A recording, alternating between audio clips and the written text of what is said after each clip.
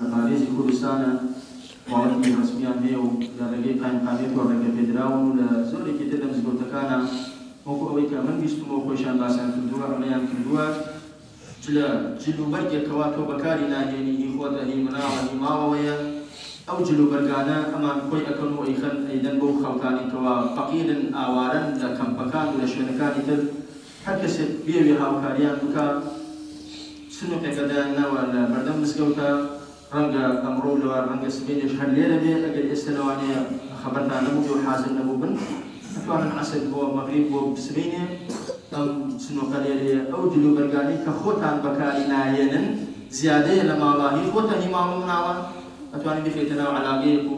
خوشکانیش ئێوە لە خوار و ئەتوانن ئەوەی کە هەیە بیخەنە ناو عەلاقەیەک و بیهێنن بدەن بە مناڵێک بە کەسێکی خۆتان لێرە سنووقەکە هەیە هاوکاریەکە خێرتان بێت. اللهم اغفر